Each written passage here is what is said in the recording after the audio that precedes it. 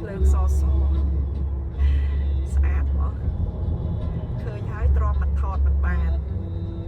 បងប្អូនណាស្គាល់ថាផ្លូវនេះតាមផ្លូវទៅណាអត់បងប្អូនចាគឺទឹកដីនៃខេត្តដែលមានអំពូលភ្លើងតាមដងផ្លូវពេញខេត្តតែម្ដងនេះបើចូលទឹកដីនេះគឺមានពូលភ្លើងចឹងរហូតតាមដងផ្លូវរហូតទៅដល់ជាប់ភូមិបន្ទល់ខេត្តសៀមរាបចាគឺខេត្តកំពង់ធំបងប្អូនស្អាតមែនតើនេះដល់ពេលមេឃខ្មៅចឹងទៅមើលទៅស្អាតម្យ៉ាង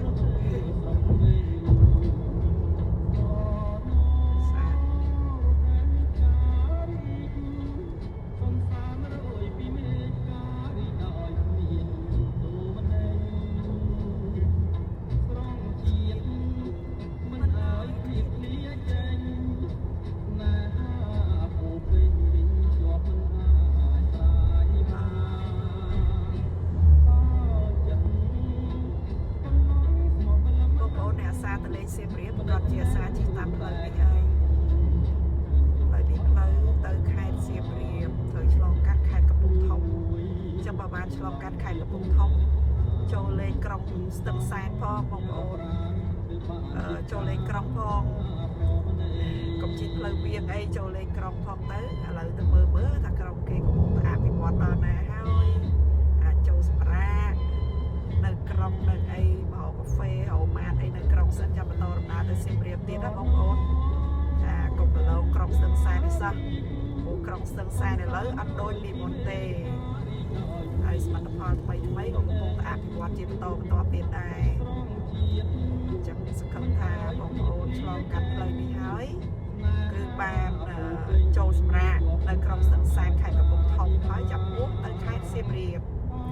ខ្ញុំឃើញបងប្អូនខ្លះអាសាទៅសៀមរាបមែនតើជួនកាលមួយខែគាត់ទៅពី3ដងអីចឹងផ្លូវនេះគឺអាសាជិះហើយឥឡូវនឹងខែភ្លៀង green season ណាបងប្អូន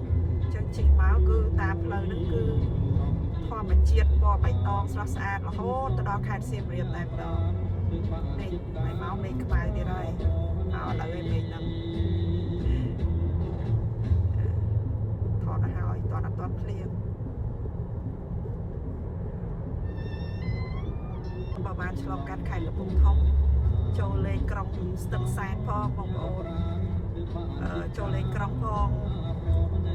កុំជិះផ្លូវវាងអីចូលលេងក្រុងផងទៅឥឡូវទៅមើលថាក្រុងគេកំពុងតែអភិវឌ្ឍដល់ណាហើយអាចចូលសម្រាកនៅក្រុងនៅអីមកកាហ្វេហៅម៉ាតអីនៅក្រុងសិនចាំបន្តដំណើរទៅសៀមរាបទៀតណាបងប្អូនចាកុំទៅលើក្រុងស្ទឹងសែននេះសោះព្រោះក្រុងស្ទឹងសែនឥឡូវអត់ដូចពីមុនទេហើយសមិទ្ធផលថ្មីក៏កំពុងតែអភិវឌ្ឍជាបន្តទៀតដែរចឹងសង្ឃឹមថាបងប្អូនឆ្លងកាត់ផ្លូវនេះហើយគឺបានចូលសម្រាកនៅក្រុងស្ទឹងសែនខេត្តកំពង់ធំហើយចាប់មុខទៅខេត្តសៀមរាបខ្ញុំឃើញបងប្អូនខ្លះអាសាទៅសៀមរាបមែនតើជួនកាលមួយខែគាត់ទៅពី3ដងអីចឹងផ្លូវនេះគឺអាសាជិះហើយឥឡូវនឹងខែភ្លៀង green season ណាបងប្អូនចឹងជិះមកគឺតាមផ្លូវហ្នឹងគឺធម្មជាតិពណ៌បៃតងស្រស់ស្អាតរហូតទៅដល់ខេត្តសៀមរាបតែម្ដងនេះហើយមកមេឃខ្មៅទៀតហើយមកឥឡូវឯមេឃហ្នឹងថតទៅហើយតអត់ភ្លៀង